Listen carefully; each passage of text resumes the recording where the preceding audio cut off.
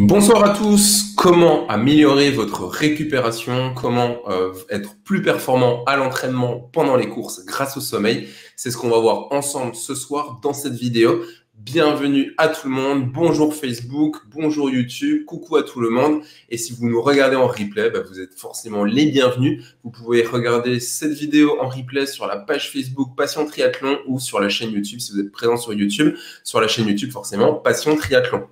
Ce soir, c'est la première fois que dans les sports d'endurance, on va évoquer le sujet du sommeil, comment améliorer sa récupération, comment être plus performant, comme on a dit, à l'entraînement ou pendant les courses. On a tous l'idée, on sait tous ce que c'est quand on prépare un Ironman, par exemple. Les départs se font tôt le matin, il faut aller se coucher la veille plutôt, forcément tôt. Les départs se font et le réveil se fait tôt. Donc, comment on va pouvoir optimiser tout ça? Ce soir, on accueille un invité de marque parce qu'il est, il est également donc il est coach du sommeil, Valentin. Il est également speaker sur un événement se produit actuellement en ligne. Je vous mettrai le lien un peu plus tard dans la description et dans le chat si ça vous intéresse. C'est un colloque où il y a 8 intervenants sur la semaine où ils vont parler vraiment pendant 1 heure chaque intervenant des conférences dans toutes les thématiques du sport. On a le sommeil, on a la respiration, la méthode Wim Hof. On a également les coulisses émotionnelles de la performance. On a vraiment plein de choses. Donc, je vous mettrai le lien si ça vous intéresse. Nous accueillons Valentin. Valentin, je te souhaite la bienvenue. Qu'est-ce que c'est que ça, ces lunettes un peu orange? Tu nous expliqueras également tout à l'heure. Valentin, merci beaucoup d'avoir accepté l'invitation. Je te laisse te présenter à l'audience. Bienvenue à tous nos auditeurs, à toute l'audience sur Facebook, sur YouTube. N'hésitez pas, vous avez le chat, vous pouvez nous poser toutes vos questions pendant l'émission de ce soir. On est là pour y répondre. Encore une fois, c'est la première fois qu'on parle en sport d'endurance de sommeil. Je suis allé fouiller un peu partout. Franchement, on parle d'entraînement, on parle d'étirement, on parle de nutrition, mais on parle de préparation mentale et on oublie tout le temps le sommeil. Est-ce que c'est vrai, Valentin, ou pas? Oui, c'est hyper vrai quand on pense en sommeil dans le sport et on pense généralement à ouais, je dois bien dormir, je dois dormir 8 heures, le fameux 8 heures, Ouais, c'est ça. et puis voilà, et puis c'est tout. Et il faut bien dormir suffisamment, mais il n'y a pas de concret en fait. Bien dormir, suffisamment dormir. Ok, mais concrètement, qu'est-ce qu'on fait? Donc moi, c'est une problématique à laquelle je me suis attaqué pour des athlètes de haut niveau, aussi pour des entrepreneurs. Mais là, aujourd'hui, on va surtout parler des athlètes de haut niveau, puisque on est sur du triathlon et des Ironman. Mais donc, ouais, c'est quelque chose qui est assez vague au final. On a tous en tête, très certainement, la phrase qu'il faut les heures avant minuit compte double. Euh, Enfin, voilà, mais d'où ça vient? Qu'est-ce que c'est? Le mythe de la nuit de 8 heures. Et puis, comme tu l'as dit, quand on a des compétitions, ben, on se fait très tôt. Comment on fait pour se préparer à ça? On n'est pas informé en fait de ça. Et ben, c'est ma spécialité, donc on va pouvoir en parler aujourd'hui. Peut-être rapidement une explication sur qui je suis concrètement et comment je suis arrivé dans le S'il sommeil. te plaît, comment tu es arrivé à ça? Parce que on Euh, rappelle, pour ceux qui ne connaissent pas Valentin, donc j'imagine qu'en tout cas dans l'audience ce soir, peu de monde connaissent Valentin. Valentin, il vient du monde de l'immobilier à la base. Comment tu t'es spécialisé dans le sommeil? Quelles problématiques peut-être as-tu rencontrées? Quelles problématiques, du coup, tu vas nous partager également ton expérience avec les entrepreneurs, avec les athlètes que tu peux suivre au quotidien dans tes coachings, et du coup, voilà, qui t'a amené à tout ça aujourd'hui. yes.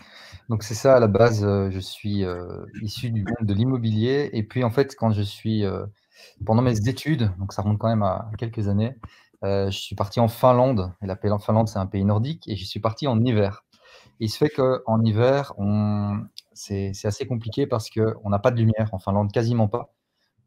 Au pic, au creux de l'hiver, j'avais 3 heures de lumière et c'était vraiment un coucher de soleil quasiment permanent ou un lever de soleil, on le voit comme on veut.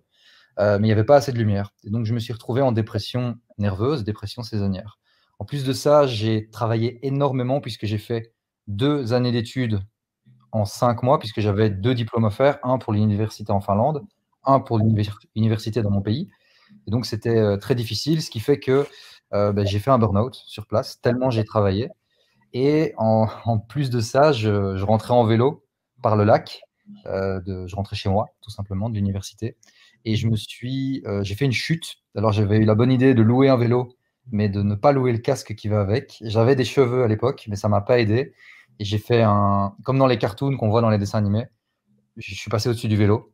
Et tête la première, vraiment tout droit, tête la première dans les graviers. J'ai fait un gros trou dans les graviers.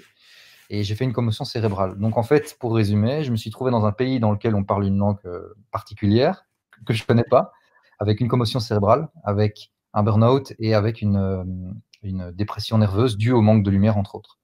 Donc, Donc, c'est pas juste un mythe. Alors, dans les pays nordiques, les ah non, dépressions à non, cause du manque de lumière, quoi. ah non, non, c'est vraiment très très fort. Et beaucoup de personnes avec lesquelles j'ai discuté là-bas me disaient, dès que je peux, je quitte ce pays, tellement c'est désagréable en hiver, quoi. Ouais. Et donc, du coup, bah, quand je suis rentré chez moi en Belgique, je dormais plus. J'étais incapable de sourire. Enfin, c'était vraiment horrible. Et il se fait que j'ai doublé mon année quand j'étais étudiant pour une histoire enfin, soit un travail de fin d'études qui n'était pas suffisamment bon apparemment. Et du coup, j'ai eu une année à tuer où j'avais littéralement un cours à 2 heures semaine. Et donc, je me trouvais dans une situation dans laquelle j'étais encore fort, fort déprimé, où je dormais très, très, très mal. En moyenne, je dormais 3 heures par nuit quand j'arrivais à dormir. Et j'étais d'autant plus frustré qu'en Finlande, j'avais réussi à obtenir, avant de tomber bien bas, j'avais réussi à obtenir de très bons résultats sportifs, puisque je faisais 75 kilos, j'étais bien sec et je faisais 1,78 m, donc c'était vraiment des bons résultats. Et j'ai tout perdu en 3 mois, parce que plus de sport, enfin voilà, je mangeais plus ni rien. Et donc, du coup, ben, pendant un an, j'avais du temps à tuer et je me suis dit, tiens, il y a quelque chose à faire sur mon sommeil. Et donc, je me suis mis à faire des recherches, des études scientifiques, des méta-analyses, des personnes sur ce sujet-là. Et je me suis rendu compte qu'en fait, il existait des solutions que j'ai testées. Vous en avez une ici devant vous en ce moment même, ces fameuses lunettes que je porte. Yes, ces fameuses lunettes que je porte, qui sont de ma marque pour le coup. Et ben, j'en suis venu maintenant à accompagner des entrepreneurs, des millionnaires, euh, des, des athlètes de haut niveau, de MMA, des joueurs de football en division 1, etc. Et voilà, j'enseigne la science de la récupération physique et mentale, C'est qui est le beau. sommeil, tout simplement. Voilà.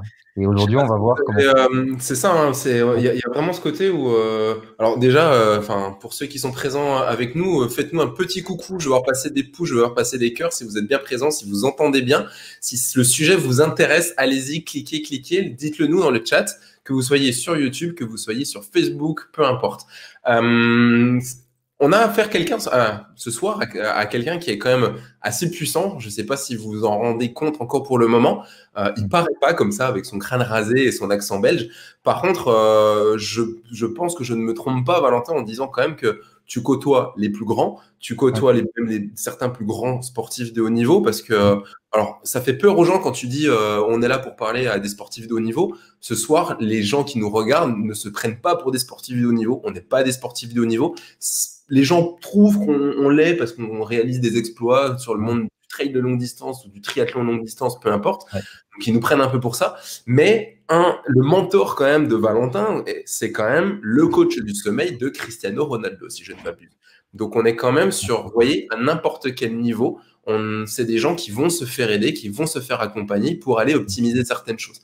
Donc, coucou Laurent, coucou Anthony, coucou Frédéric, bonjour à tous. Donc, du coup, il va nous partager l'expérience qu'il a vécue et toutes les recherches qu'il a fait. On va parler juste après, restez bien avec nous, toutes ces analyses de biohacking qu'on peut voir aujourd'hui, vos montres Garmin qui vous disent combien de temps apparemment vous dormez et qui calculent avec vos applications de santé votre récupération et est-ce que vos entraînements sont efficaces. On va lui poser la question, il va nous répondre est-ce que oui ou non ça marche? Est-ce que oui ou non ça ne marche pas? Il y a des bacs connectés également aujourd'hui. Il va nous expliquer scientifiquement sur quelles données on peut se reposer pour analyser en fait des données de sommeil et ce qu'il faudra faire ensuite. Voilà, il va nous donner des astuces pour qu'on puisse améliorer tout ça. Comme il l'a dit, il a déjà une astuce sur le nez. Moi, il m'a déjà donné pas mal de petites astuces également. J'en ai un à côté de moi également et ça fait vraiment la différence depuis le temps que je les essaie. Donc du coup, première question, c'est ça, c'est ces données en fait de sommeil. Tu as forcément donc cherché plein de choses sur le sommeil, des études scientifiques. Il y a des montres, on utilise tous aujourd'hui nos petites montres de sport sans donner de nom. Peu importe, elles nous tracent. Il y a un capteur de fréquence cardiaque à l'arrière. Apparemment, il y a des applications également. J'ai déjà testé des applications où vous retournez votre téléphone sur l'écran vers le bas et c'est censé, je ne sais pas comment, dire combien de temps vous dormez. Et est-ce que ça marche? Moi, ce qui m'a fait peur, quand j'ai commencé à mettre ma montre les premiers temps que je l'ai eu, et que j'ai commencé à voir qu'apparemment j'avais que 40 minutes de sommeil profond, franchement, ça m'a fait flipper. Ouais. Et ce jour-là, j'ai posé la montre et j'ai dit, bref, en fait, je sais pas si ça marche vraiment. Quel est ton avis là-dessus et ben, sur quoi ça se base le tracking du sommeil? Alors, ok. Il y a beaucoup d'éléments, il y a beaucoup de questions dans ta question, donc je vais essayer de Ok, répondre pardon, on comme recommence ça. par la Non. base. Ok. Comment ça fonctionne concrètement? Pour mesurer le sommeil, il y a une seule façon de le faire. Il faut prendre en compte 3 indicateurs physiques. Le premier indicateur, c'est vous branchez sur une machine avec des électrodes au niveau du cerveau qui vont mesurer les fréquences d'ondes qui se passent dans votre cerveau, donc les ondes delta, bêta, alpha, etc. Le deuxième indicateur, c'est le mouvement musculaire ou l'absence de mouvement musculaire. Alors, on ne parle pas de mouvement musculaire comme ça, on parle de micro-mouvement musculaire. Et le troisième indicateur qu'on va prendre pour mesurer si vous dormez et dans quelle phase de sommeil vous êtes, c'est le rythme cardiaque. Et on a même la température aussi, un quatrième, qui est pris en compte. Ce qui se passe, c'est que il est secondaire, la température corporelle. Ce qui se passe, c'est que quand on prend, et je vais partager mon écran, ce sera peut-être plus simple. Hop, on va partager directement la fenêtre. Yes. Est-ce que le sujet vous intéresse? Laissez passer des pouces. Ok. Normalement, là, vous voyez mon écran? Ouais. Ok, trop bien. Bon, du coup, on est sur. Je vais me mettre en plein écran. On est sur tous ces appareils ici. Donc, vous reconnaissez bien ici l'Apple Watch. Ici, on a des bracelets connectés ici. Là, on a le tableau de bord de l'Oura Ring. On a ici en bas à gauche une espèce de tracker qui se met au niveau du matelas. Peu importe la marque, on a des applications, etc. Ce qu'il faut que vous compreniez, c'est que si on prend par exemple l'Oura Ring ou l'Apple Watch ou les trackers de sommeil, eux, ils vont se mettre au niveau du poignet, au niveau du doigt pour la bague. Ces appareils-là, du coup, vont avoir des capteurs cardiaques, donc vont prendre le rythme cardiaque, ok. Ils vont pas prendre la température.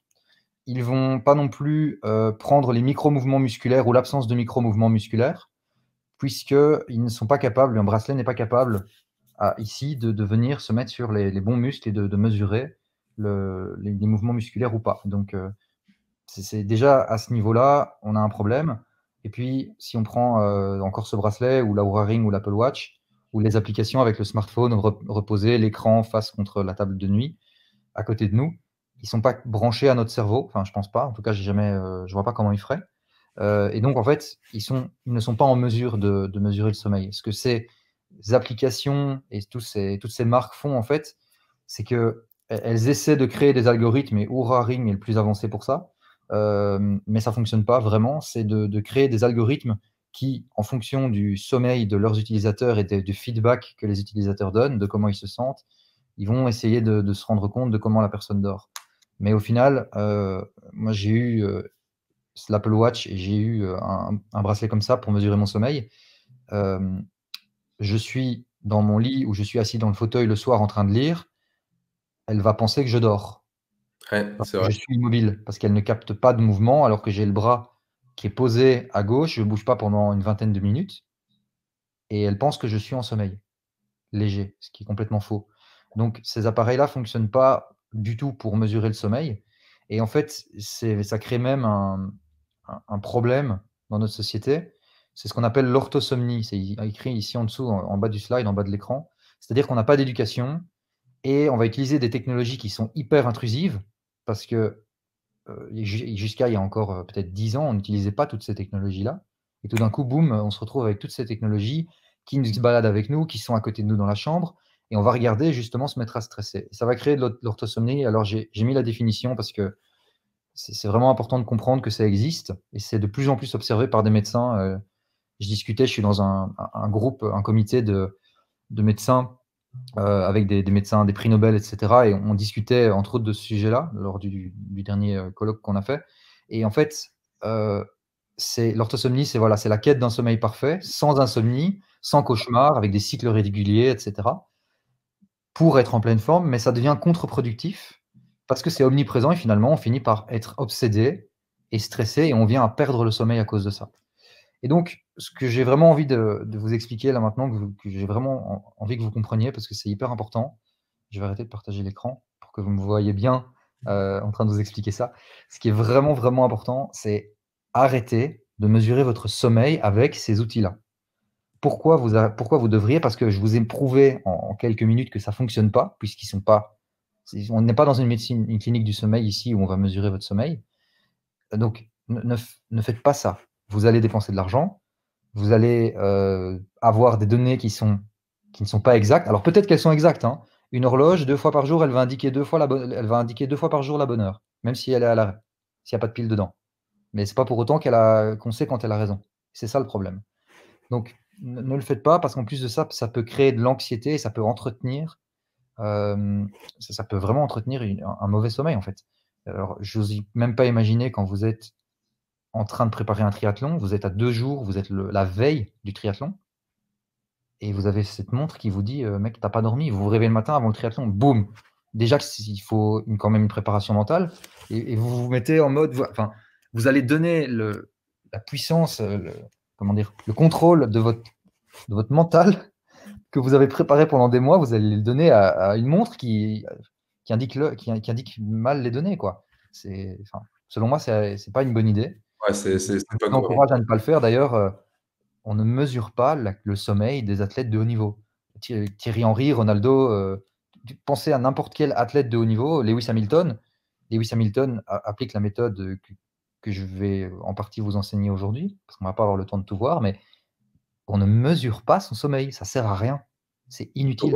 on applique des techniques où on sait que ça va fonctionner pour l'améliorer, ou des artifices ou des choses Eh comme oui. ça, où on sait que ça va enfin, ça va améliorer votre sommeil. Mais c'est vrai qu'en plus, il y a quand même quelque chose où c'est quand même incroyable, c'est que tu vas porter une Oura Ring. Alors pour ceux qui connaissent pas, la Oura Ring, c'est la bague connectée. Je vais pas dire le contraire. À un moment donné, j'ai commencé à me poser des questions, Eh me oui, dire, tout le monde. vas-y, je vais analyser mon sommeil. Et en fait, très vite, en discutant avec Valentin aussi, c'est de se dire, OK, vous analysez, vous avez des données, et après, on en fait quoi? C'est ça. C'est vraiment Personne ça. ne sait les analyser derrière. Et puis, ça vous fait une belle jambe de savoir que vous avez dormi tant de minutes, mais Bah, tu en fais quoi? Tu peux très bien aller sur le site, le groupe Facebook des clients qui ont acheté l'Oura Ring et poser des questions. Mais moi, je suis dedans pour voir ce qui se passe. Et ce que les gens disent, c'est je comprends pas, la montre m'indique ça alors que je suis en train de lire un livre, je comprends pas, il y a ouais. ceci, cela, et alors que l'Oura Ring a un des capteurs les plus avancés qui soit. Donc voilà. Maintenant, ça ne veut pas dire qu'un jour ça n'arrivera pas, qu'il n'y aura pas un appareil comme ça qui sera capable de le faire avec exactitude. Mais aujourd'hui, c'est même pas utile. C'est même pas utile. Donc Cool. voilà.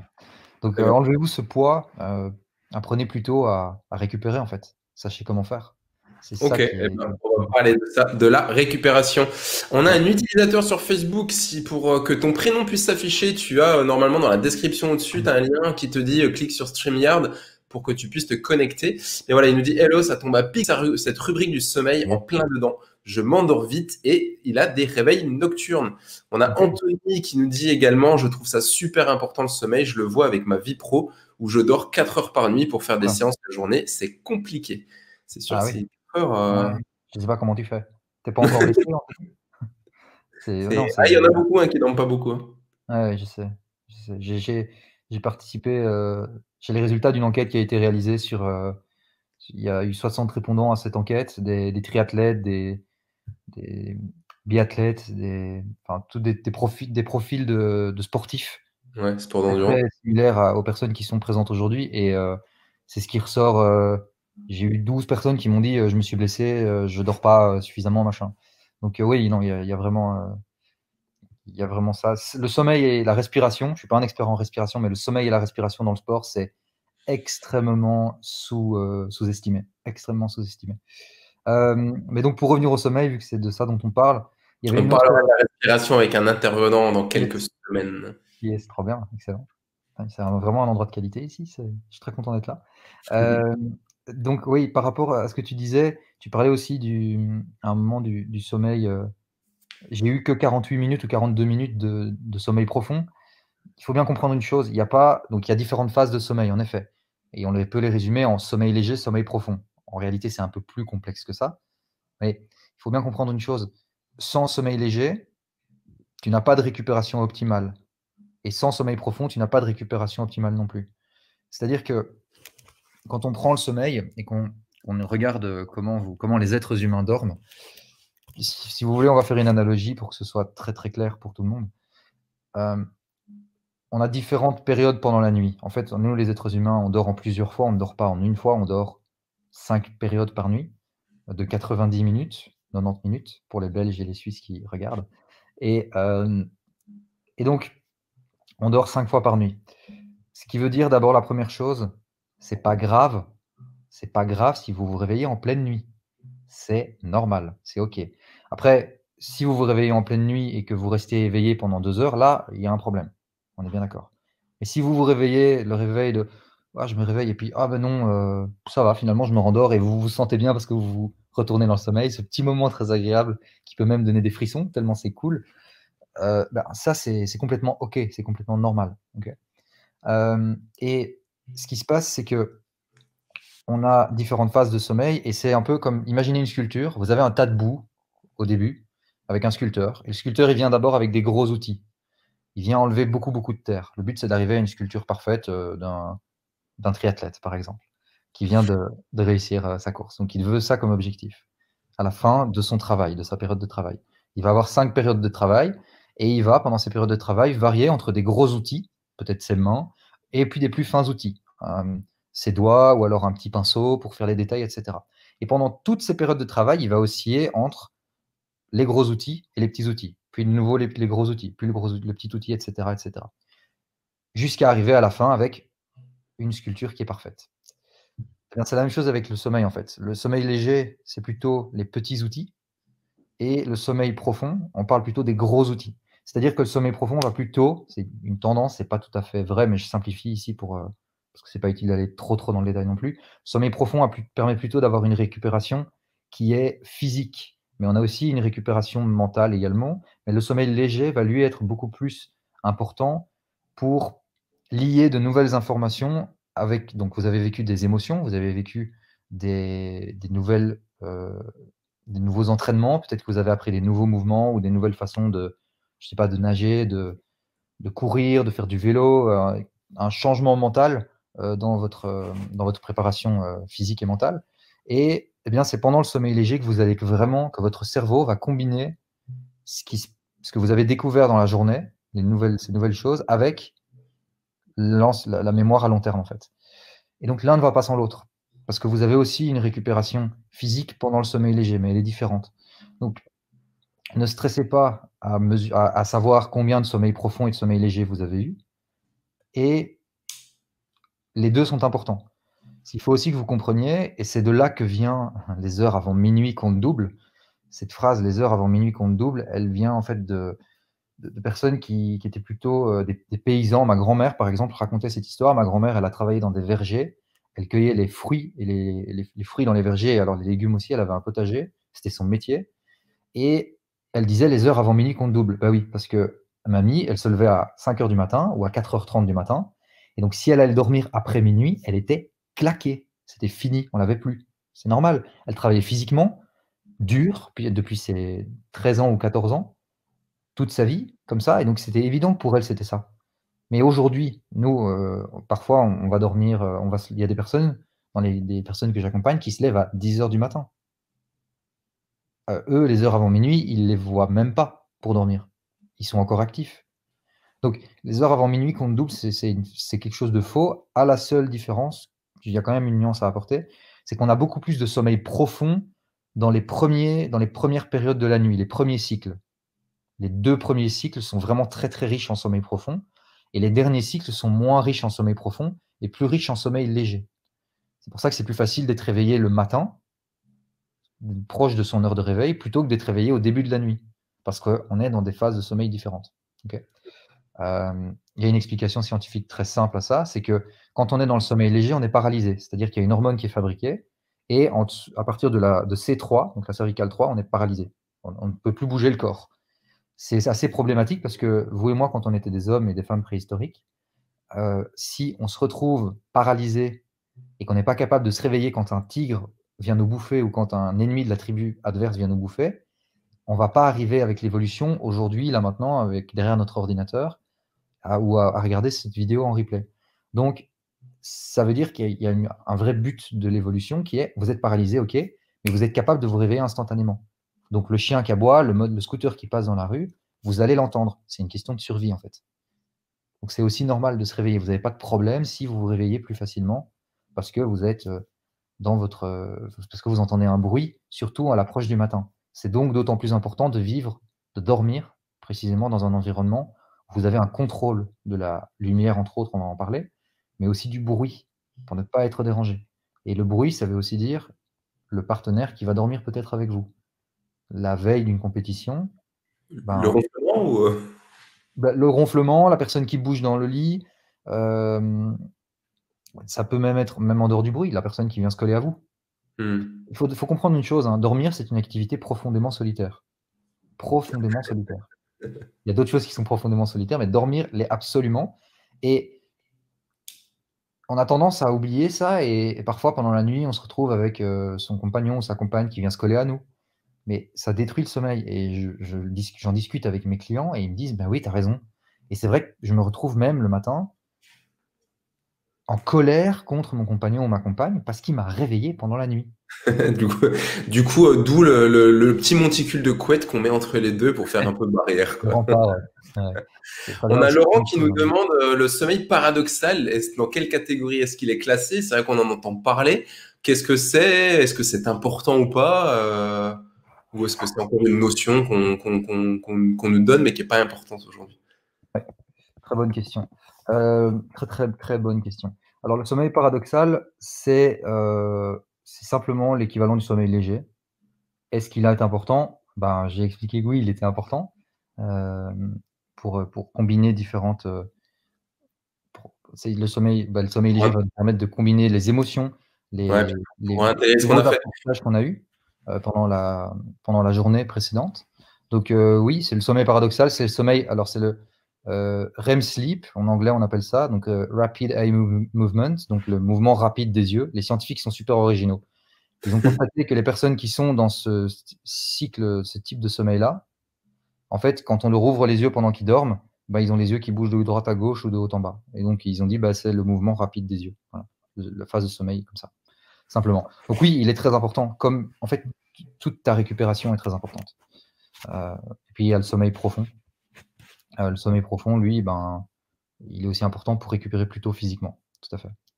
Yes.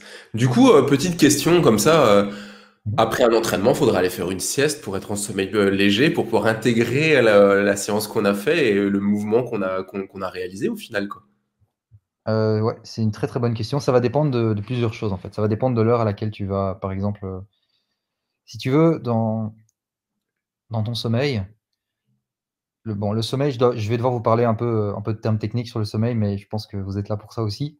Donc, le sommeil, pour que vous compreniez le sommeil, il faut que vous compreniez ce qu'on appelle les rythmes circadiens. Alors, je ne sais pas s'il y en a parmi vous qui ont déjà entendu parler des rythmes circadiens. Dites-nous dans les commentaires si c'est Dans les quelque chose commentaires. qui parle. Ok, en attendant, je vais partager mon écran pendant que vous réagissez. Oups. Est-ce que vous êtes présent?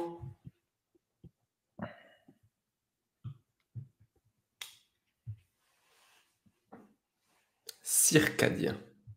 Voilà, les rythmes circadiens. Donc, en fait, les rythmes circadiens, ce sont des rythmes qui sont en nous, les êtres humains. Et ces rythmes circadiens vont dicter les comportements que notre corps va avoir tout au long de la journée. Ces rythmes circadiens vont par exemple dicter, on va passer à la slide suivante directement, à quelle heure est-ce que vous allez avoir une efficience cardiovasculaire et une force musculaire accrue pendant la journée? À quelle heure vous allez avoir des réflexes, les réflexes maximum? À quelle heure vous allez commencer à fabriquer de la testostérone? À quelle heure vous allez commencer à fabriquer la mélatonine, qui est l'hormone du sommeil, qui nous intéresse ici? À quelle heure vous allez digérer mieux? Etc., etc. Donc les rythmes circadiens, c'est vraiment, c'est eux qui, par exemple, pour donner un exemple très concret, quand vous êtes après avoir mangé, en général aux alentours de midi, vous avez un gros, gros coup de barre. Vous savez, et vous dites: «Ah, je suis fatigué, je suis en train de digérer, je suis fatigué». C'est pas la digestion qui vous donne le coup de barre. Ce sont vos rythmes circadiens qui expriment une envie de dormir à un moment, et c'est ce moment-là. Et ce moment-là, il est calculé on peut le calculer très précisément. Comment est-ce qu'on est sûr qu'on peut le calculer? Parce qu'il y a 2 scientifiques qui se sont enfermés pendant 37 jours dans une grotte dans laquelle il n'y avait pas de lumière naturelle du tout et qui ont pris pendant 37 jours tous leurs indicateurs, donc température, rythme cardiaque, enfin les musculaires et cetera, activité cérébrale également, et ils sont venus avec une carte des activités du corps humain. Peu importe qu'on soit, qu'on vienne d'Europe, qu'on soit africain, qu'on soit asiatique, c'est une carte universelle du comportement humain. C'est biologique, c'est génétique. Et donc, une fois qu'on comprend ça, une fois qu'on a conscience que les rythmes circadiens, ça existe, eh bien, on doit comprendre une autre chose, c'est que les rythmes circadiens, ça doit se régler. C'est une synchronisation à faire. Parce que les rythmes circadiens, ils ont une période de 24 heures et 15 minutes. C'est-à-dire que toutes les 24 heures et 15 minutes, plus 15 chez les êtres humains, chez les chiens, c'est différent, mais chez les êtres humains, c'est 15 minutes de plus. Donc ça veut dire que si on ne règle pas nos rythmes circadiens au moment où il faut les régler, eh bien, on va tout le temps se décaler, un peu comme si on était en décalage horaire, en fait. Et du coup, comme on est décalé, on ne sait pas à quel moment nos rythmes circadiens expriment l'envie de dormir. C'est-à-dire que concrètement, l'envie de dormir, c'est quoi? C'est un mélange d'hormones qui se font dans le cerveau et qui disent, OK, tous les organes, le foie, le cœur, le cerveau, enfin, tous les muscles, maintenant, c'est le moment où on récupère. Maintenant, vous allez faire vos trucs de cerveau, de muscles, de foie, de cœur pour récupérer parce que c'est la nuit, parce que c'est le moment où on récupère. Et si vous ne les réglez pas, vos rythmes circadiens, ça ne va pas le faire. Et donc, vous ne saurez pas à quel moment votre corps, vraiment vous-même, votre corps, votre horloge biologique va vous dire, hé, il est temps de dormir maintenant. On a envie de dormir. Et là où c'est magnifique, c'est quand vous avez l'envie de dormir, les rythmes circadiens qui s'expriment, et qu'en plus de ça, vous avez besoin de dormir parce que vous avez rempli votre verre de fatigue tout au long de la journée. Alors concrètement, parce que je vous parle de régler les rythmes circadiens, comment on fait pour régler ces rythmes circadiens? Pour régler vos rythmes circadiens, vous devez vous exposer à la même heure tous les jours à la lumière naturelle. D'accord. That's it, c'est tout. Lumière naturelle, c'est-à-dire le soleil. Le soleil, en fait, est le plus grand producteur mondial, il a le monopole, je crois, quasiment, de lumière bleue. La lumière bleue, contrairement à ce qu'on dit, je ne veux pas rentrer dans ce débat parce que ce n'est pas le but ici, mais la lumière bleue est indispensable pour les êtres humains, pour vivre. C'est indispensable, c'est fondamental. Sans ça, si la lumière bleue était dangereuse, on serait tous morts puisque le soleil est le plus grand producteur de lumière bleue. Il vous faut une certaine intensité lumineuse. On parle de lux. Et les lux, c'est quoi? Le lux, c'est l'unité de mesure de la lumière. C'est-à-dire que pour les mètres, vous avez l'unité de mesure, pour les distances, l'unité de mesure, c'est le mètre, le centimètre, système métrique. Eh bien, pour l'intensité lumineuse, on parle de lux, L-U-X. Et pour faire un réglage des rythmes circadiens, il vous faut au minimum 10 000 lux d'intensité lumineuse. Alors, ça correspond à quoi 10 000 lux d'intensité lumineuse? Ça va correspondre à une lampe de luminothérapie, typiquement. Pour vous donner un exemple, si vous prenez le MacBook Pro que j'utilise aujourd'hui, je monte la luminosité à fond de l'écran, je suis à 1000 lux, quelque chose comme ça. 1000 lux, 1200 lux. Yes, luminothérapie, excellent. Ça, c'est la beurreur. Ouais. C'est pas un iPad. Donc, en fait, il vous faut vous exposer à la lumière. Alors, c'est toujours mieux de s'exposer à la lumière naturelle de dehors. Ce qui se passe, c'est que ce n'est pas toujours possible parce que typiquement, si vous vous levez à 6 heures du matin, là, on arrive en hiver dans les pays France, Suisse, Belgique, en Europe, typiquement. Si vous montez encore plus haut en Norvège, Finlande, Suède, etc., c'est encore pire. Donc, vous ne savez pas vous exposer à la lumière naturelle puisqu'elle n'est pas là. Donc là, à ce moment-là, procurez-vous une lampe de luminothérapie. C'est la meilleure chose que vous puissiez faire. Top. Donc, Vas-y, voilà. vas-y. Ouais, donc du coup, exposition à la lumière naturelle tous les jours à la même heure pour régler vos rythmes circadiens. Et en fait, ce que vous allez faire, c'est que vous allez supprimer la mélatonine, qui est votre hormone du sommeil, et la remplacer par la sérotonine. C'est-à-dire que la lumière va venir comme un doigt invisible appuyer sur l'interrupteur jour-nuit de votre cerveau. Un peu comme Jacouille dans Les Visiteurs, pour ceux qui ont la référence. Jour, nuit, nuit, jour, jour, nuit. C'est vraiment ça. Et c'est la lumière qui est ce doigt invisible qui vient appuyer sur l'interrupteur, de vous réveiller ou pas de vous réveiller. Et c'est chimique. Ça veut dire, et après je te laisse reprendre la parole, Julien, ça veut dire que tant que vous restez dans votre lit à vous dire non, mais je suis bien là, ici, Tant que vous ne vous exposez pas à la lumière naturelle ou à une lampe de luminothérapie, vous restez rempli de mélatonine, qui est cette hormone du sommeil, et donc vous restez endormi, et donc vous n'avez pas envie de sortir de votre lit. Vous êtes dans un cercle vicieux parce que c'est cette hormone, c'est cette chimie, dans votre cerveau qui fait que ça reste comme ça, en fait. Top. Voilà. Je pensais pas qu'on parlerait autant de choses, je pensais pas en apprendre autant sur le sommeil ce soir, je vous avoue. Est-ce que c'est pareil pour vous? Les auditeurs sur Facebook, sur YouTube, dites-nous dans les commentaires, on va répondre à quelques questions et après je vous Ouais. exprimerai un petit peu deux, trois, on va dire, pas compte rendu, mais avis personnel et retour d'expérience depuis quelques semaines, donc si ça vous intéresse. Et je sais pas si vous vous rendez compte à quel point Valentin est quand même calé sur le sujet et à quel point les intervenants quand même qu'on reçoit toutes les semaines sont quand même d'un niveau, on est quand même là-haut. Donc franchement, bravo et merci encore une fois d'avoir accepté l'invitation. Sergio qui nous aurait dit, ouais, grave, c'est super intéressant. On va reprendre un tout petit peu les questions. On avait Sergio qui nous disait, est-ce qu'on peut réduire notre sommeil la nuit en les remplaçant par des siestes la journée? Yes. Oui, oui, tout à fait. Tout à fait. Tu peux faire en fait ce qu'on appelle des périodes de récupération contrôlées. Alors c'est très important, ces périodes de récupération contrôlée, de les faire au moment où tes rythmes circadiens vont s'exprimer en journée. Donc pour rappel, les rythmes circadiens vont entre autres exprimer l'envie de dormir. Et comme les rythmes circadiens expriment l'envie de dormir, si tu le fais en journée, si tu fais ta sieste en journée, au moment où ils expriment l'envie de dormir en journée, c'est bingo. Parce que tu leur donnes ce dont ils ont envie, en fait. Parenthèse, hein, mais si on prend les Espagnols, c'est dans la culture de faire une sieste. Si on enlève, et ça a été mesuré, je ne sais plus par quel, un économiste qui avait mesuré ça, il avait mesuré l'impact des siestes et l'impact si on retirait les siestes de l'Espagne, et il disait il y a 2 ou 3 du PIB qui seront perdus quasiment instantanément parce que ça rend plus productif. Il faut bien se rendre compte de ça. C'est naturel pour les êtres humains. En fait, je ne sais pas depuis combien de temps on ne fait pas de sieste dans nos pays, mais c'est complètement absurde.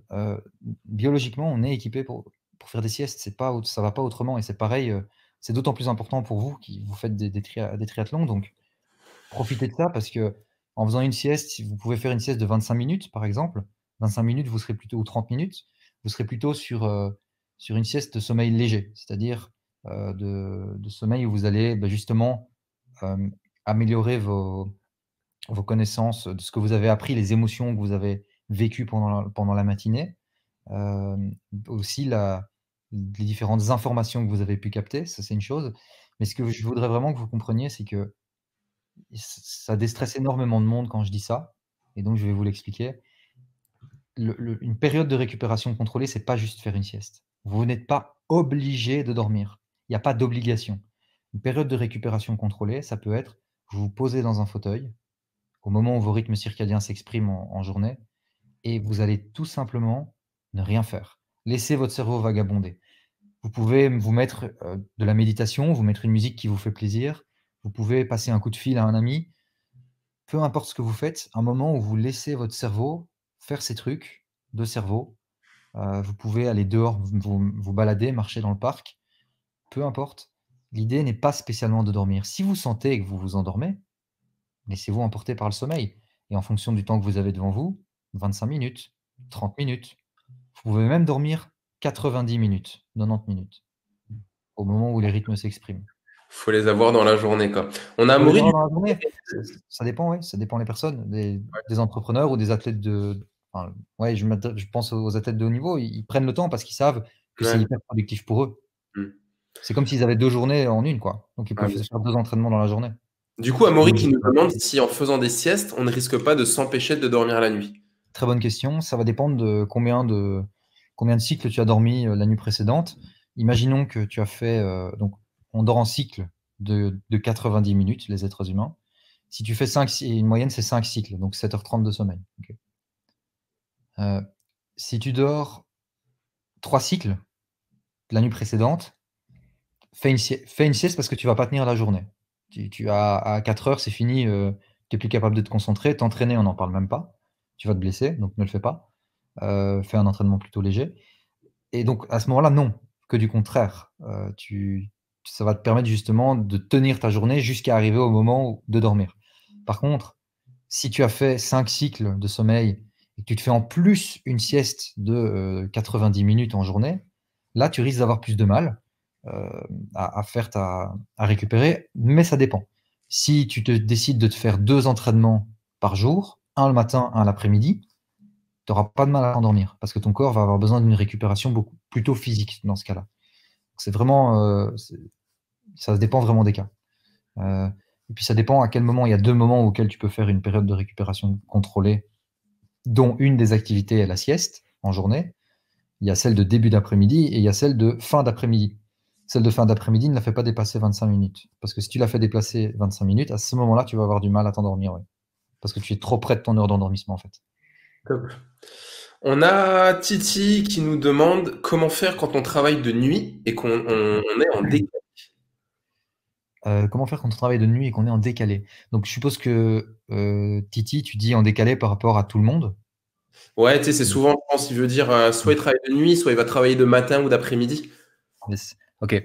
Bah, le principe, c'est de définir tes rythmes, en fait. À quel moment est-ce que tes rythmes vont commencer à...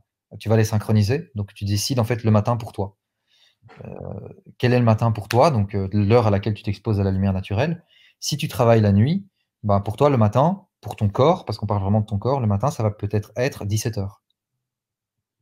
Si tu inverses la journée, tu vis comme les personnes qui sont à l'autre bout de la Terre, en fait, en travaillant ben, la nuit, bah, on va dire 17 heures. Donc, tu règles, tu te synchronises à 17 heures et tu fais en sorte de t'exposer toute la journée pour ton corps, c'est-à-dire le moment où il fait noir, puisque ben, tu travailles la nuit. Tu fais encore en sorte de t'exposer à de la lumière naturelle ou minimum 10 000 lux, en fait, tout au long de ta nuit. Pour ça, il te faut soit une lampe de luminothérapie. Alors, je ne sais pas quel métier tu fais, si tu es sur un métier de bureau, ou si tu es plutôt en déplacement, etc. Mais il y a différents produits qui existent, des petites lampes de luminothérapie portables qui peuvent se brancher en USB. Et donc, tu peux la brancher sur la prise 12 volts de la voiture si tu es livreur, par exemple. Ou bien même des appareils qui permettent de régler les rythmes circadiens avec de la lumière qui vient directement dans les oreilles, dans les glandes pinéales. Les Ok. glandes pinéales qui sont les usines à fabrication de sérotonine et de mélatonine. Et donc, en les inondant de lumière, tu fabriques la sérotonine qui est l'hormone de l'éveil, en fait, simplement. Mais donc, synchronise-toi et garde une même heure.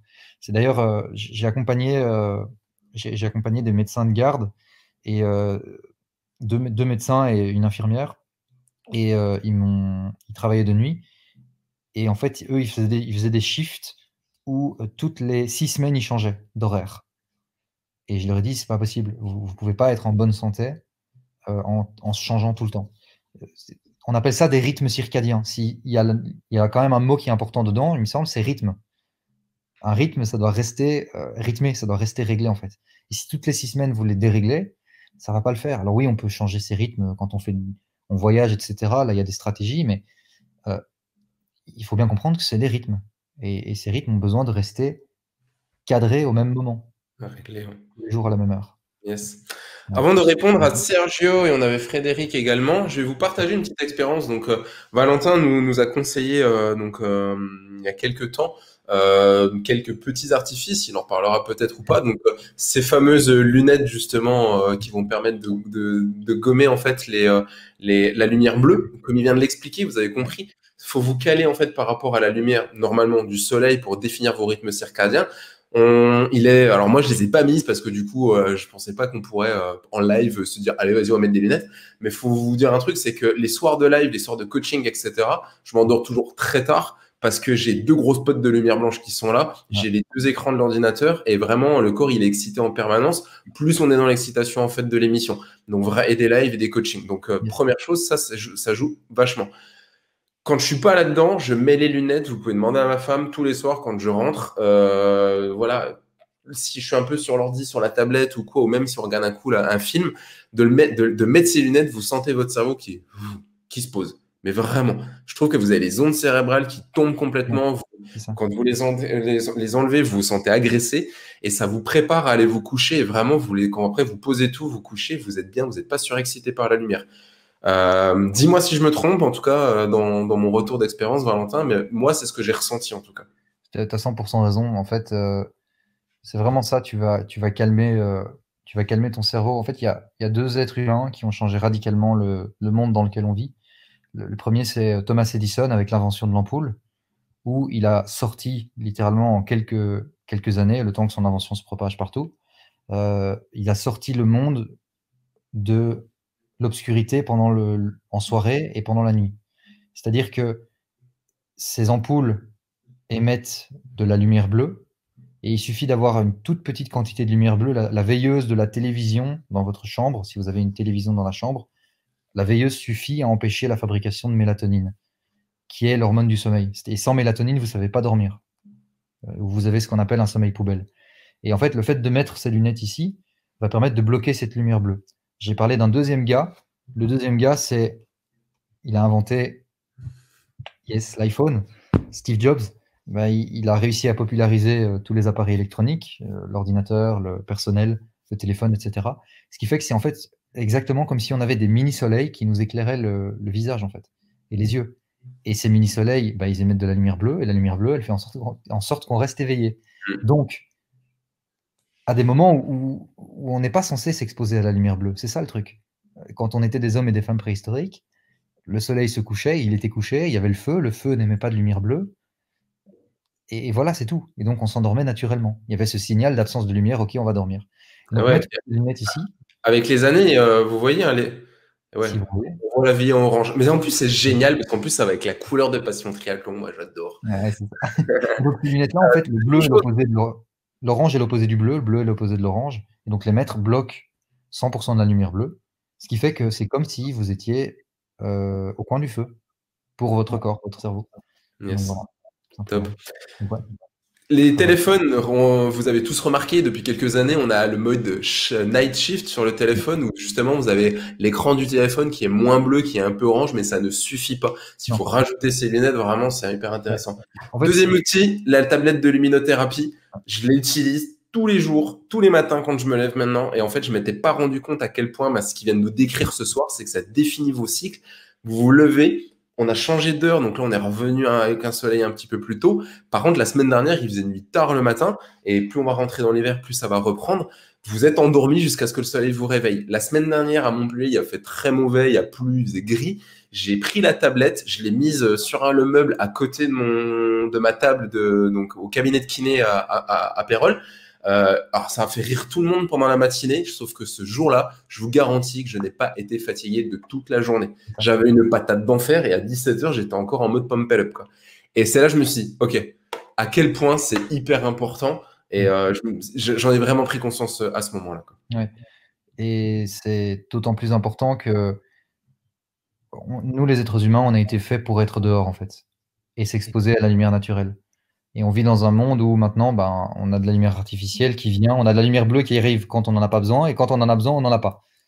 Parce qu'on est censé travailler d'une façon, enfin, être réveillé de façon lissée à la même heure tous les jours de l'année. Sauf que dans nos pays, non, le soleil ne se lève pas à la même heure, ça change en fonction de la période à laquelle on se trouve. Donc avoir ce genre d'appareil, en effet, est hyper important. Et si vous êtes plutôt mobile, Human Charger, ça s'appelle. Si ça vous intéresse, dites-le nous dans les commentaires. Je vous mettrai dans les commentaires, dans la description, éventuellement des liens vers ou enfin des références sur quel produit utiliser que Valentin nous conseille, que Valentin utilise et qu'il utilise avec ses clients. On a deux, trois questions. Donc, on avait Sergio qui nous dit est-ce qu'il y a des techniques pour s'entraîner à résister au sommeil si on fait. Alors, on s'adresse à des trailers de très longue distance également. Donc, parfois, comme sur la Diagonale des Fous, ils partent sur 40, 50 heures. Donc, ils vont passer souvent 2 nuits dehors.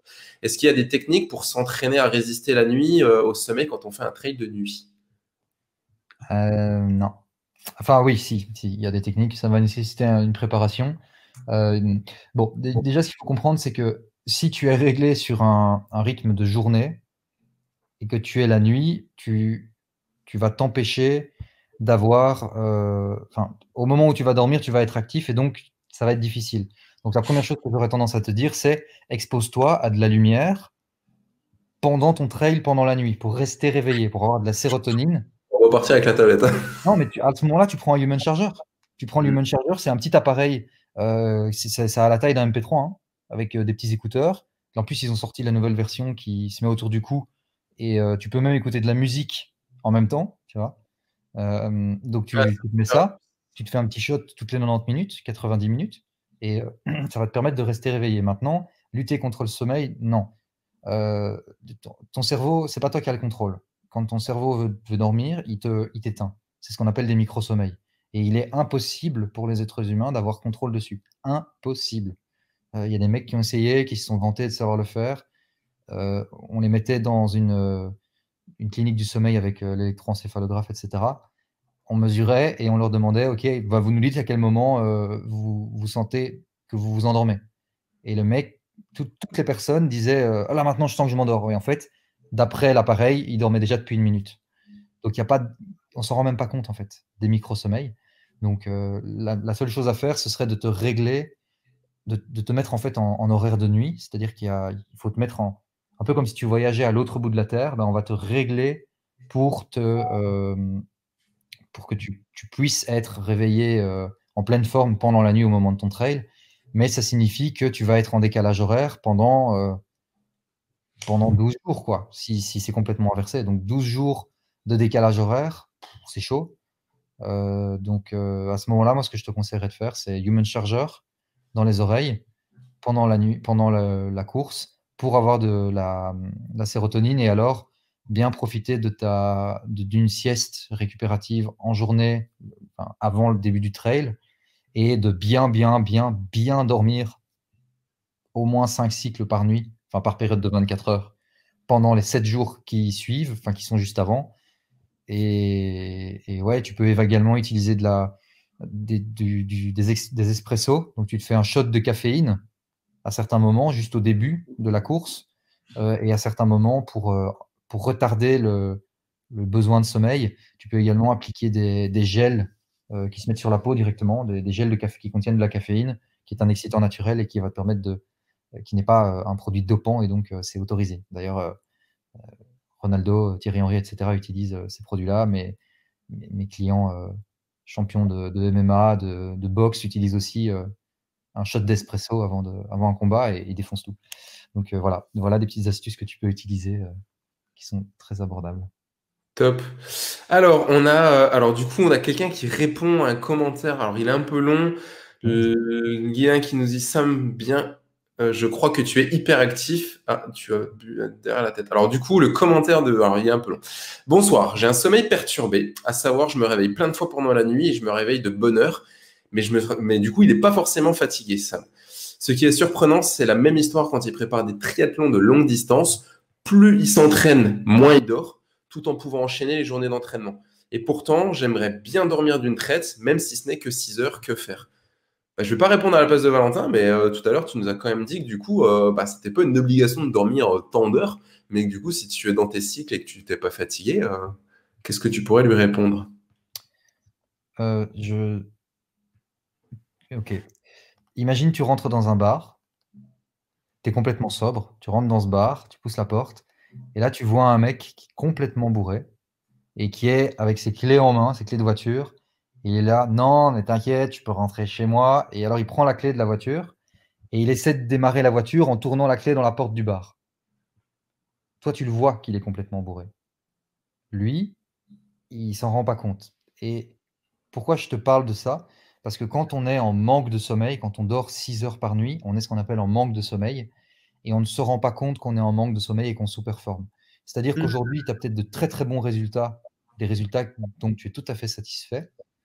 Mais en fait, si tu faisais 5 cycles par nuit, tu défoncerais tout. Encore plus. Tu vois. Donc, la première chose, c'est de te rendre compte, et ça, le seul moyen de te rendre compte, c'est de dormir 5 cycles de sommeil pendant 7 ou 8 jours, 7 ou 8 nuits, et de voir s'il y a une différence. Ensuite, tu me dis que tu as du mal à t'endormir. Est-ce que tu sais réafficher la question, s'il te plaît, Julien? Ouais. Ah, merci. Tu dis que tu as du mal à dormir, pas forcément fatigué. Je pense qu'il y a une question de peut-être de lumière bleue le soir, peut-être également de lumière bleue au moment en fait où tu dois pas en avoir. Que tu vas aussi avoir peut-être une routine pré-sommeil, donc avant de dormir, qui n'est pas optimale, et que peut-être que tu règles pas non plus tes rythmes circadiens correctement. Donc ça, c'est un ensemble. Ça nécessite, c'est une question qui demande une réponse très précise et j'ai pas le temps de tout analyser parce qu'il faudrait un appel ensemble et puis un accompagnement. Mais ici, là, d'entrée de jeu, je dirais revoir peut-être ta routine, l'exposition à la lumière bleue, et puis le soir, et fais le test. Fais un test de dormir 7h30 par nuit et tu verras la différence à voir si ça marche. Il faut comprendre que statistiquement, il y a 0% de chance que tu fasses partie des individus qui ont un certain gène dans leur ADN qui fait qu'ils ont, avec 6 heures de sommeil, qu'il n'y a pas d'impact sur leur niveau d'énergie. Pourquoi je dis 0%? Parce que c'est en dessous du zéro statistique. Il y a quelques individus sur Terre qui ont été détectés comme ça. Ils sont une centaine connus. Et donc, tout le reste, c'est juste que vous êtes comme ce mec ou cette femme bourrée dans le bar et vous vous en rendez pas compte, en fait. Et c'est difficile à accepter, mais c'est comme ça. On a cette image quand même de l'entrepreneur qui se lève, ou du miracle morning, qui se lève avant 5 heures du mat, qui fait plein de trucs, mais alors on ne sait pas forcément à quelle heure il se couche, mais on a cette image où ils dorment des fois 5 heures par nuit, et on a l'impression qu'ils sont efficaces, où ils disent non, mais moi j'ai pas besoin de dormir plus de 4 heures. Je Alors, pense à Charles, un de mes athlètes, la semaine dernière, qui me disait ça. J'ai dit, mais comment tu fais? Il dit non, mais moi je dors 4h30, ça me suffit, quoi. mais sur un plan biologique, non, ça ne suffit pas. Donc, il y a une question de contraste. C'est comme une personne qui est alcoolique, il se rend plus compte qu'il a des niveaux très bas d'énergie parce que c'est devenu sa norme, en fait. Donc ça, c'est une première chose. Maintenant, il faut toujours remettre les choses un peu dans le contexte. Il y a certaines personnes, un des entrepreneurs, par exemple, j'ai une personne en tête là en ce moment, donc c'est une dame, elle devait signer un énorme deal, un gros deal. Et elle a dit, OK, je comprends, j'applique la méthode, mais là, ici, je peux pas dormir parce que j'ai trop d'emmerdes, de problèmes qui arrivent, je dois régler ça. Et donc, je peux pas me dormir, je dois me priver de sommeil. C'était un gros deal. Elle revendait une société. Bon, OK, elle revend une société, très bien. Mais pendant ce temps-là, elle s'est privée de sommeil. Mais ça a duré 48 heures. Et après, elle s'est écroulée, elle est retournée dormir. Donc, il y a des moments, évidemment, vous n'allez pas pouvoir faire autrement parce qu'on vit dans un monde dans lequel on a des obligations, etc. Mais votre norme devrait être, d'un point de vue biologique, devrait être 7h30 de sommeil par nuit. Et éventuellement compenser, si vous ne savez pas les avoir toutes les nuits, avec des périodes de récupération contrôlées. La personne qui dort 4h30, demande à Jeff Bezos. Jeff Bezos, il dort 8 heures par nuit. Enfin, voilà, il y a des personnes qui décident de ne pas faire comme ça et qui sont le nez dans le guidon et peut-être que ça leur réussit très bien, mais c'est pas comme ça que ça fonctionne au niveau du sommeil. Et quand on a goûté à la vraie méthode de comment faire et comment régler le sommeil, on se rend compte qu'en fait, on va gagner plusieurs heures dans sa journée de productivité, même si on doit dormir 1h30 ou 2 heures de plus. Et faire plein de Top. choses en supplément. Génial. Est-ce que ça vous va? Est-ce que vous avez appris énormément de choses? Moi, je suis assis, j'écoute. Franchement, je suis un peu sur les fesses. Merci Valentin, merci Julien pour tous vos conseils. Merci à toi Sam pour ces retours. Merci à vous tous. Voilà, ça fait déjà 1 heure qu'on est en live, comme tout le temps. Ça passe super vite. Si vous avez encore une dernière question à Valentin, en attendant, posez-la dans le chat. En attendant, 2 choses. La première, je vais vous partager ce que je vous disais tout à l'heure. Je vous mets un lien dans les commentaires en direct et sur Facebook et sur YouTube. Vous aurez accès, si vous voulez vous inscrire. Donc, Valentin, c'est jeudi soir. Il intervient sur un colloque sur la performance. 8 intervenants dans le domaine du sport vous partagent leurs conseils pour améliorer vos performances, gérer vos blessures et optimiser votre récupération. Donc, voilà, vous pouvez encore réserver votre place. C'est un colloque qui est gratuit. Je tiens à le préciser. Vous pouvez vous inscrire et suivre toutes les conférences. C'est gratuit. La première, c'est en même temps que notre live ce soir. Et après, vous en avez une encore à 21h, il me semble. Et après, vous en avez demain, jeudi et vendredi soir également. Donc, vous avez le menu. Allez-y, vraiment, c'est hyper intéressant. Moi, je regarderai le replay de celle de ce soir et je regarderai les suivantes. Préparation mentale, gestion des émotions, sommeil avec notre coach du sommeil, Valentin. Préparation physique également. On a énormément de choses. Il parle également de mouvement. Donc, vraiment, je vous invite à aller les suivre. C'est vraiment top. Deuxième chose, si vous voulez en savoir plus sur votre sommeil, sur la régulation de vos cycles circadiens, si vous voulez personnaliser votre sommeil, vous nous envoyez un petit message, vous nous envoyez un mail, je vous enverrai en privé le contact de Valentin si vous voulez voir avec lui qu'est-ce qu'il peut vous proposer en fonction de ce que vous faites. Si vous sentez que vous avez des gros troubles du sommeil, c'est vraiment C'est vraiment intéressant et hyper important d'aller le travailler. Donc voilà. Dernière chose, on avait, c'était Antoine tout à l'heure, j'ai vu passer un de ses commentaires. Il nous demandait, plus il vieillit, moins il dort. Enfin, alors attends, faut que je Oui. retrouve, mais en gros, plus il vieillit, plus il se réveille tôt le matin. Est-ce que c'est normal? Quel âge tu as, Antoine? Antoine je vais pas dire de bêtises, mais À 10 ans près, ouais, non, une quarantaine. quarantaine. Ok. Donc, il faut savoir une chose, c'est que le sommeil évolue tout au long de la vie. Le sommeil des adolescents n'est pas le même que le sommeil des jeunes adultes, n'est pas le même que le sommeil des personnes de 40 ans, ni de personnes de 60 ans. Euh, donc, tu te réveilles plus tôt. Oui, ok. C'est tout à fait normal. Du coup, ce qui se passe, c'est que tu vas te retrouver donc tu te réveilles plus tôt, ça va entraîner que du coup, tu vas avoir en plus, normalement, envie de te réveiller, d'aller dormir aussi plus tôt, ce qui est assez paradoxal. Donc, moi, mon conseil pour toi, ce serait de t'exposer à la lumière naturelle plutôt aux alentours de 8 h, 9 h. C'est un conseil qui est vraiment donné comme ça, mais en fait, ce qui se passe, c'est que euh, avec l'âge qui avance, on se retrouve à avoir beaucoup plus de mal à générer du sommeil en qualité et en quantité. Et ça a été constaté, ça n'est pas expliqué, on n'a pas la réponse, mais ça a été constaté que plus on avance dans l'âge, plus on devrait passer du temps à s'exposer à la lumière naturelle, surtout en après-midi. Et le matin, s'exposer à la lumière naturelle pour régler les rythmes circadiens, oui, mais être moins à l'extérieur, ou en tout cas moins avec la lumière naturelle directement dans les yeux, donc plutôt porter une paire de lunettes de soleil en matinée. Mais ça nécessite du test, ça dépend vraiment des personnes, ça dépend l'âge biologique de la personne. L'âge anniversaire et biologique peut être très différent. Donc, voilà, c'est comme ça une réponse, un bout d'explication. C'est normal, mais ce qui est difficile en fait, c'est que, étant donné que il y a très très peu d'êtres humains sur Terre qui connaissent l'utilisation des rythmes circadiens, qui savent comment vraiment maîtriser leur sommeil et l'influencer correctement, avoir vrai contrôle dessus. Ben, en fait, parfois c'est simplement que les routines sont pas bonnes, que la récupération n'est pas optimale, et en fait la première chose à faire, c'est régler la récupération. Une fois qu'on a réglé la récupération, on peut voir si on a encore cette manifestation de tiens, j'ai l'impression de me lever beaucoup plus tôt le matin, d'avoir cette tendance-là. Euh, donc voilà, il y a aussi le chronotype qui entre en ligne de compte, qui est votre tendance, une tendance génétique naturelle à vous réveiller plus tôt le matin ou à être plutôt une personne du soir, etc. Ça nécessiterait aussi d'identifier le chronotype que tu es également. Voilà. Donc oui, c'est normal avec l'âge. Réponse D'où courte, le c'est bilan normal avec l'âge. personnalisé, d'où le bilan personnalisé qui est hyper Ouais, important. Je compris. vous mets les liens. Donc, il y a Titi qui nous demande les liens pour les différents outils là, la tablette, etc. Je suis en train de vous mettre les liens. Vous cherchez les liens. J'ai retrouvé les liens que Valentin nous avait partagés. Une dernière question. On va à Laurent, qui est un de nos athlètes en coaching, donc je sais pas si on triathlon. Est-ce que tu as une petite routine pour dormir comme un bébé? Encore une fois, ça se personnalise une routine également, Ouais, mais voilà, une ou deux astuces éventuellement pour le soir pour te mettre bien. En attendant, je vous mets les liens dans le chat.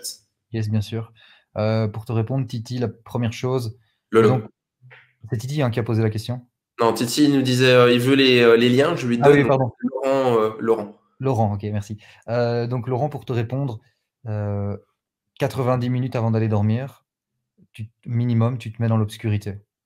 Tu te mets dans l'obscurité et tout ce qui est ordinateur, téléphone, etc. En fait, la lumière bleue. Lumière bleue, le soir égale ennemi. Puisque, naturellement, nous, les êtres humains, on n'est pas fait pour avoir de la lumière bleue à ce moment-là. Ok. Si tu dis non, mais j'ai quand même envie de pouvoir être sur l'ordinateur, ok, fine, tu peux. Alors, moi, je te conseille vraiment de te fournir des lunettes comme celle-ci. Attention, il faut des lunettes qui bloquent 100% de la lumière bleue. Toutes ne le font pas. Moi, j'ai créé ma marque et je sais qu'elles le font puisque je suis le coach du sommeil. Donc, voilà. Mais donc, ouais, porter des lunettes comme ça ou alors en tout cas diminuer vraiment fort, fort, fort les lampes dans ton appartement ou ta maison.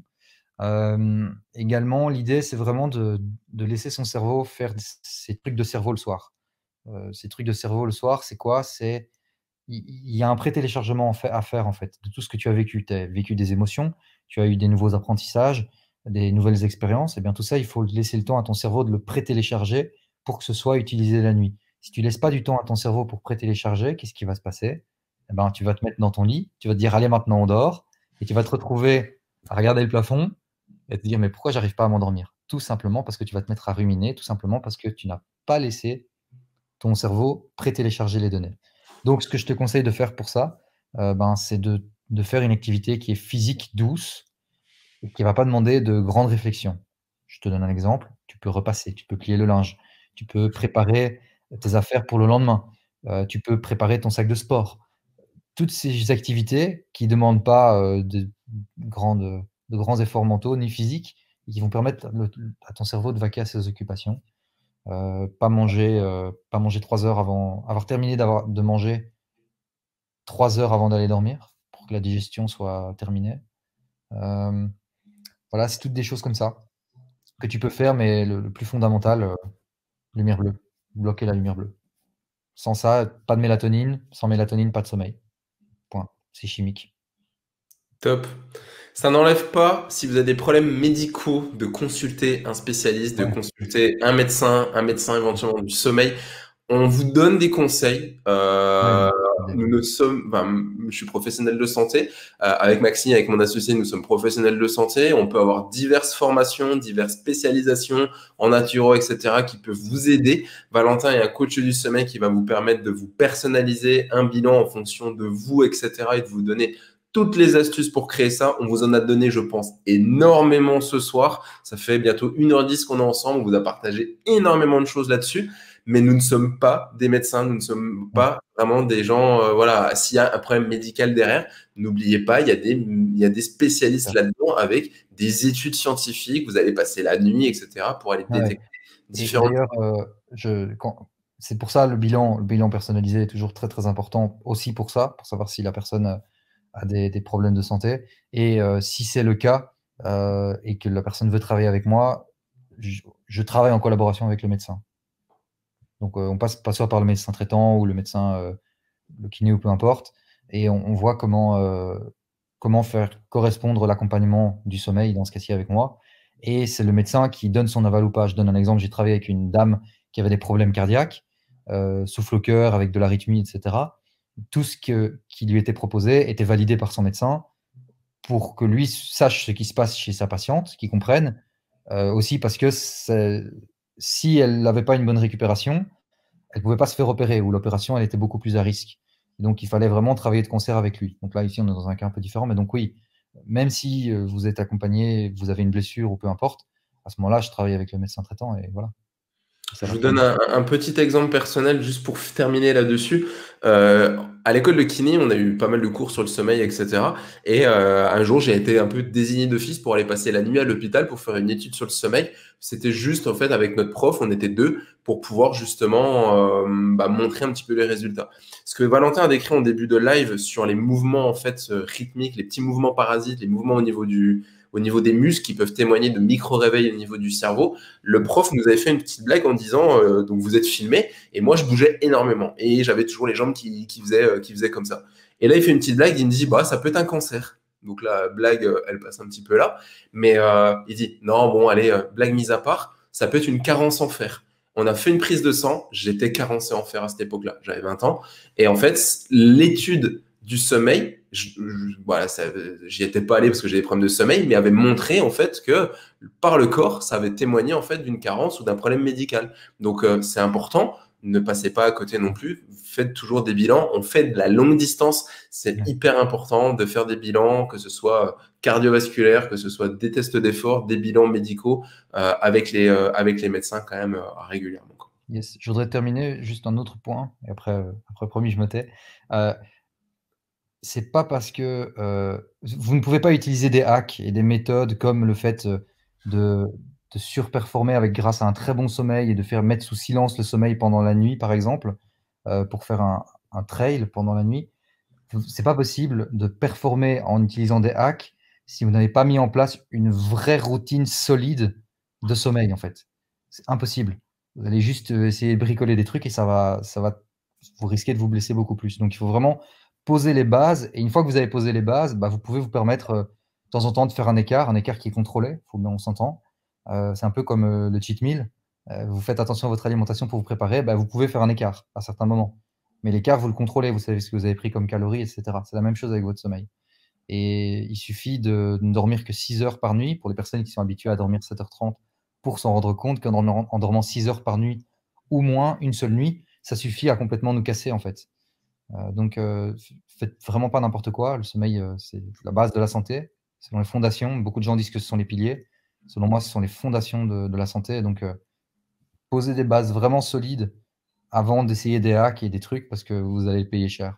Et il n'y a rien de plus frustrant que de se blesser, ça fait mal déjà, et puis de se devoir s'arrêter en compétition parce que vous êtes blessé, parce que bah, peut-être que ça vient d'un manque de sommeil ou d'un manque de maîtrise. Top. Voilà.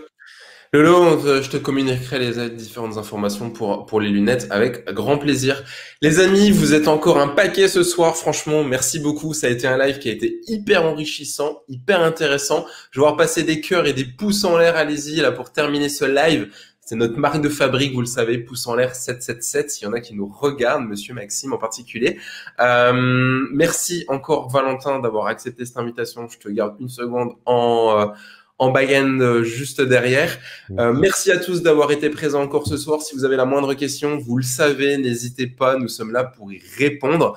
Merci Frédéric qui nous dit bravo. On passe toujours un super moment avec vous, vraiment dans ces lives, je me régale. Je suis en train de réfléchir à ce que si je vais pas réaugmenter le nombre de lives qu'on fait tellement j'ai de demandes. Et là, le programme, il est quasiment prévu jusqu'au mois de janvier. Donc, c'est vraiment super intéressant. Le prochain live, il est donc ça sera lundi, ça sera pas mardi, le 9 novembre, dans, allez, on va dire du coup 14 jours. Nous parlerons de natation en eau libre avec le président de l'association d'Aqualove de Montpellier. Il nous partagera son expérience. C'est un champion de l'eau libre, donc vraiment pour les triathlètes.